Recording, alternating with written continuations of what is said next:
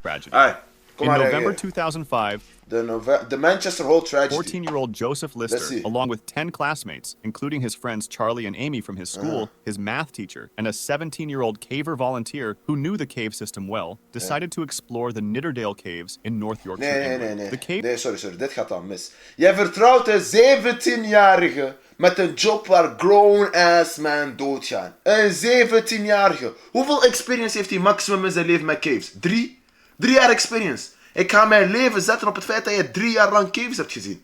Come on, get that shit out, man.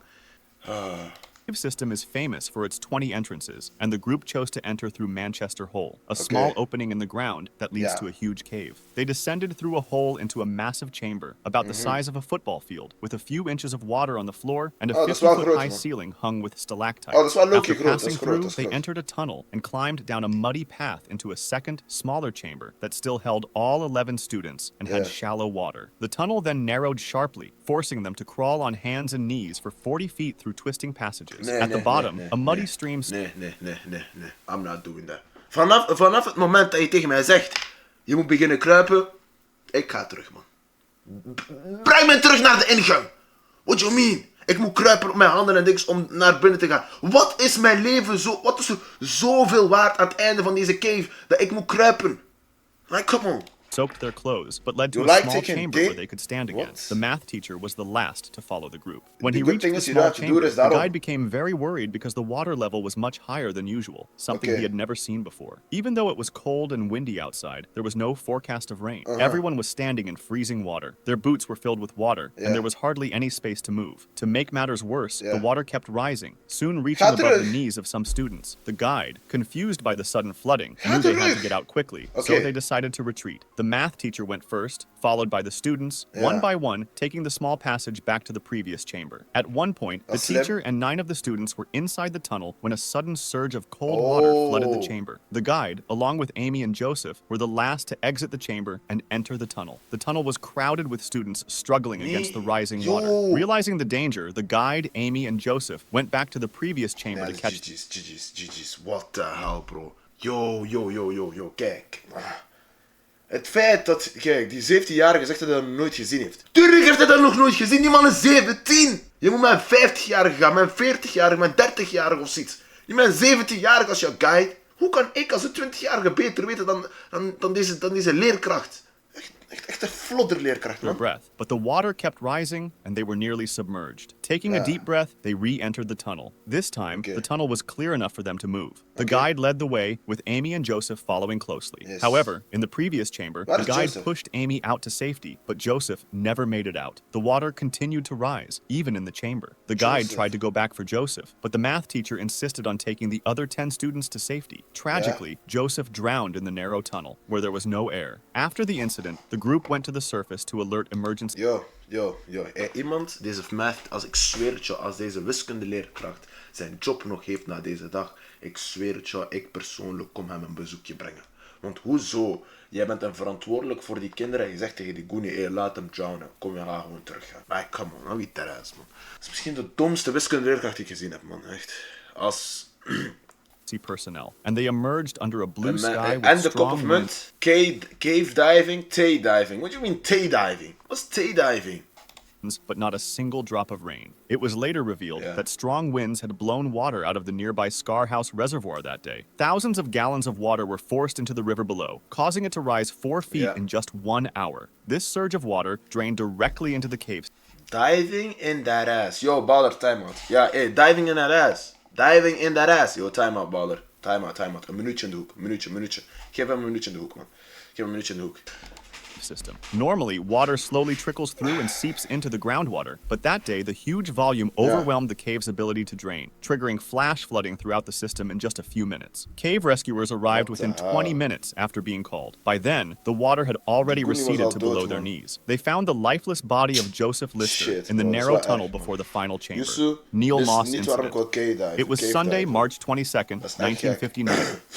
when 20-year-old Oxford philosophy student Oscar Neil Moss, along with 7 other people, 4 of whom were part of the British Caving Association, decided to visit Peak Cavern in the village of Castleton, Derbyshire. The cave system was well known. However, 2 weeks earlier, the same 4 BCA explorers had discovered a new fissure in a side chamber that was 1,000 feet deep. The 8 explorers entered the cave system in the afternoon.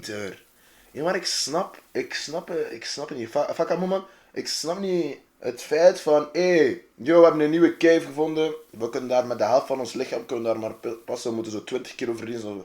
We kunnen maar eigenlijk maximaal 60 kilo wegen om er door te passen. Kom, we gaan gewoon gaan, man. 300 meter. They were equipped with ropes, lamps, helmets, and other necessary caving materials. Upon entering, they discovered the Mucky Ducks section, a wet squeeze tunnel that was frequently flooded after rain. This led them to the Boulder Passage, an easier section where they could stand upright while descending and maneuver around various obstructions. Approximately 493 feet into the passage, a 10-feet climb on the north wall of the upper gallery awaited them. High above the steep, muddy slopes was Pickering Passage, a long, narrow crawl space where you had to stretch your whole body to move through. It concluded with an awkward bend and muddy sump above the eye hole. Met deze,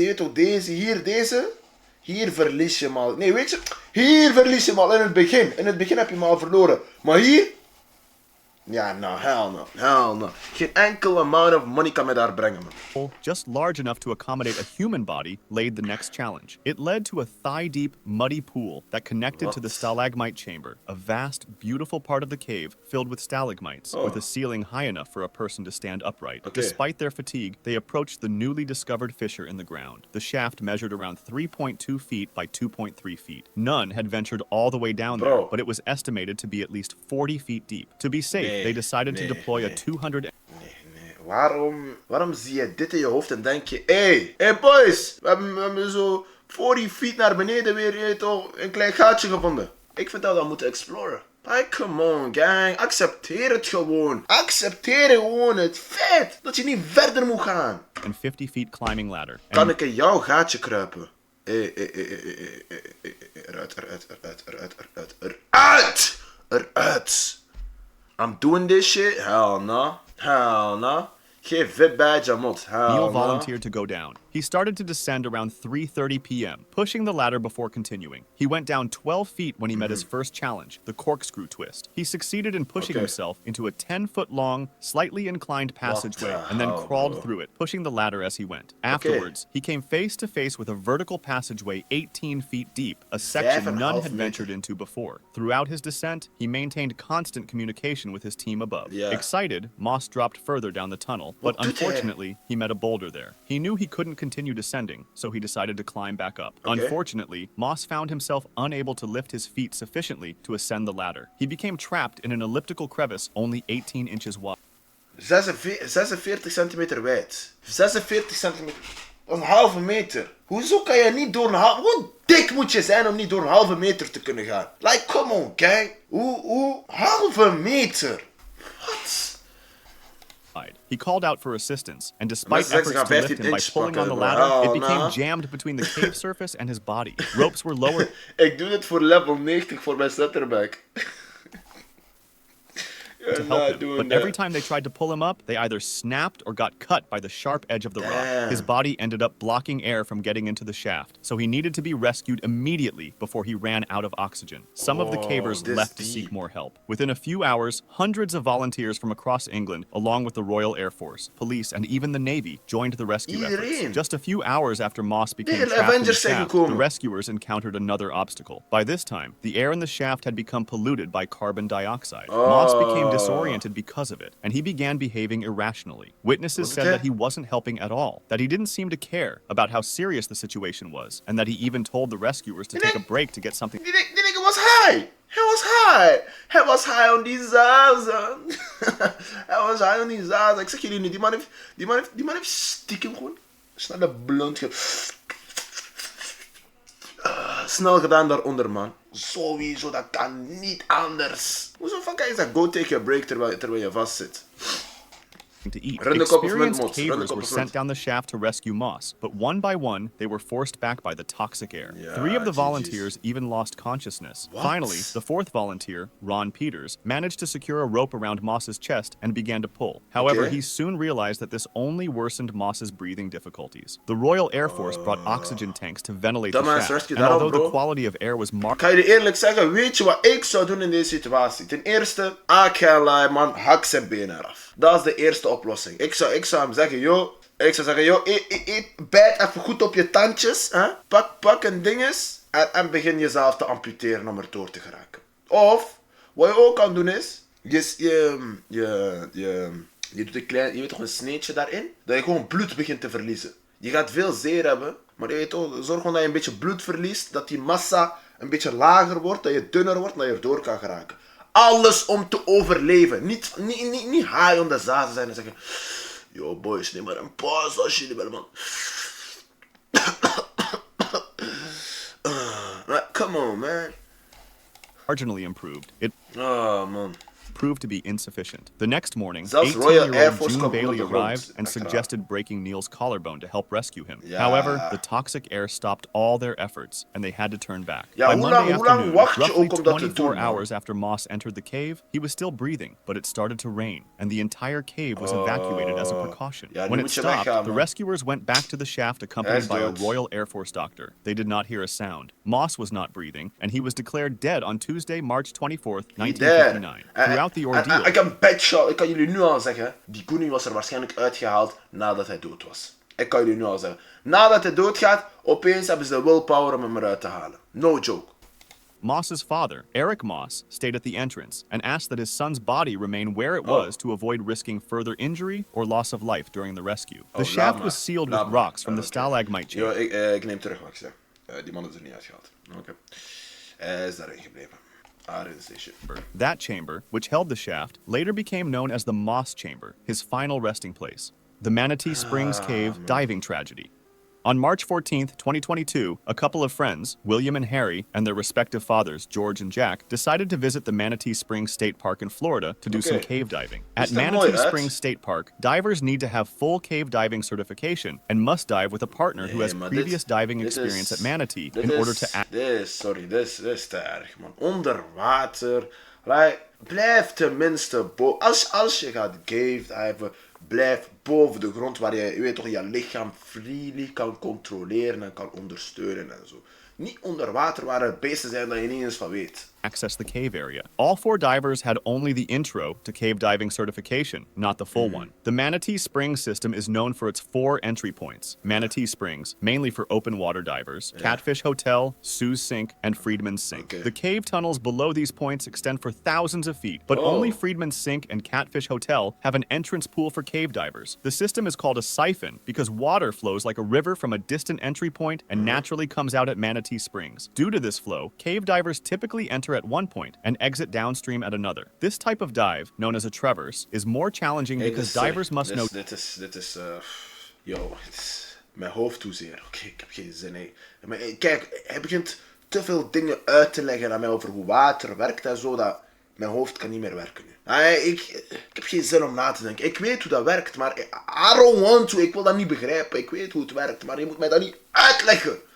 2 pathways instead of just 1. Entering a siphon and a traverse system was only allowed for full certified cave divers. Regardless, they decided to enter the system at Freedman's Sink and planned to exit at Catfish Hotel. They started their dive at 11:17 a.m. Each diver equipped with 2 air tanks, both filled to 3,800 psi. Since the tunnels were about 100 feet deep, roughly 4 atmospheres of pressure, the air was compressed to 1/4 of its original volume and consumed at 4 times the surface rate. They all carried both primary and backup light sources, as well as dive computers to track their depth, heart rate, movement, and time. Additionally, William and Harry had a GoPro in their head to document the entire dive. William and Harry took the lead, with their dads following closely behind. The gentle pull of the water from Freedman's Sink... Stel je voor, je vader komt opeens tegen jou en zegt, yo, hey boys, we hebben een leuke father and son activiteit voor jullie. Wat gaan we doen?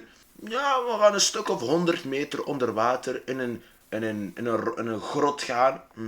Waar je jezelf niet kan controleren en waar het water in de tegenovergestelde richting gaat, dus waar het dan moeilijker is om te gaan zwemmen en er is kans dat je doodgaat. Maar oké, leuke vader- en zonactiviteit.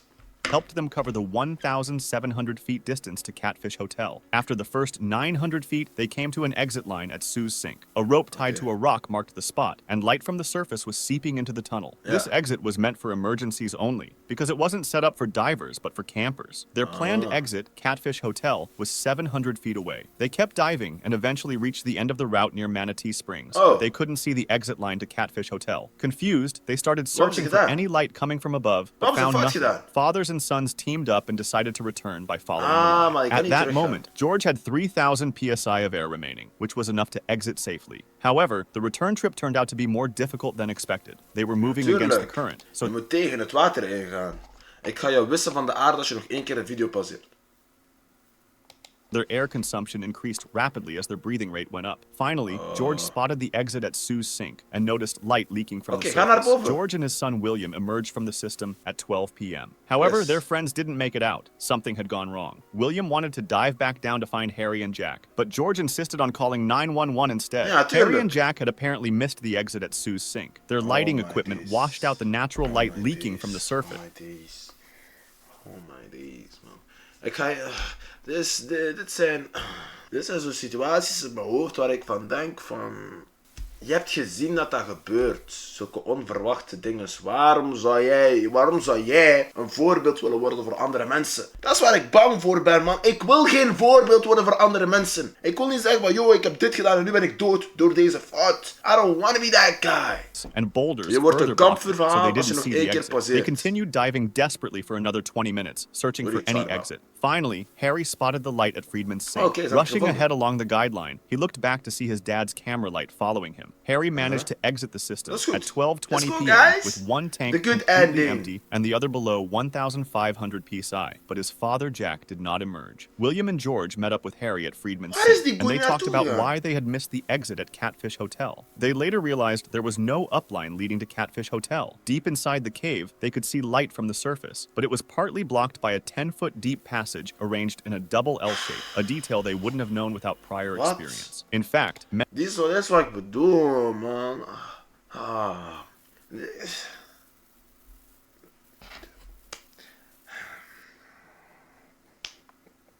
Ik heb geen comment hierop, Yusuf. Ik heb geen comment hierop. Want hoezo besef je na de cave dive, besef je van, oh, je kan het licht niet zien door het... Dat is iets wat je moet doen voordat je vertrekt. Voordat je weet toch, investigation en die shit. Ik kan maar trippen. Dat is waarom dat ik dat niet zou doen, want ik wil niet een fout maken. Jouw voorhoofd zou vastzitten in die gaten. Mijn voorhoofd is niet eens zo groot, Charles. Ik heb dat al gezegd, dat is 4 vingers groot. 4 vingers. Kan jij zelf zwemmen? Many divers enter through Catfish Hotel and exit at Friedman's Sink because it's easier, even though they have to dive against the current. Cave rescuers arrived around 12:50 p.m. and found Jack's lifeless body just 100 feet from the exit at Friedman's Sink. Both of his tanks were completely empty. He had traveled 3,400 feet through the system and ran out of air in the last 100 feet. 30 meter. Zie je, kinderen, leerkrachten, volwassenen, maakt me niet uit wat jullie allemaal zijn. Kijk hier goed naar. Ook al denk je dat de exit zeer dicht bij jou is, dat betekent niet dat je het gaat halen. Hoe makkelijk het ook lijkt, betekent niet dat je het gaat halen. Neem niet zulke pointless risico's. Ga gaan zwemmen in de Bahamas. Weet je, ga naar het zwembad. Ga naar het zwembad, nationaal zwembad in Brussel of iets. Ik weet niet waar dat is. Ga naar het zwembad bij Brugse Poort in Gent. Ga naar het zwembad in de César Snoeklaan in Ronse. Ga naar dat zwembad of zo. Maar ga niet gaan zwemmen in een grot, kijk. His final movement was recorded at 12:17 p.m., just 3 minutes before his son surfaced and 17 minutes after his friends surfaced at Sue's Sink. If you liked this video, subscribe for similar ones or join my Discord. Video, man. Was een goede video. We hebben hier goed van geleerd. Ga nooit gaan rock diven of cave dive of zoiets. Bro, wallahi, billah, als je nog 1 video passeert, ga je Chuck Norris ontmoeten. Chuck Norris? Like, come on, gang. Chuck Norris is gewoon even op een pauze. Hij is ergens naartoe. Hij is op vakantie waarschijnlijk. Besef, ze konden voor dezelfde prijs naar Red Light District gaan, maar ze gaan dood in een grot. Letterlijk. Ik zou liever naar Red Light District gaan dan doodgaan in een grot.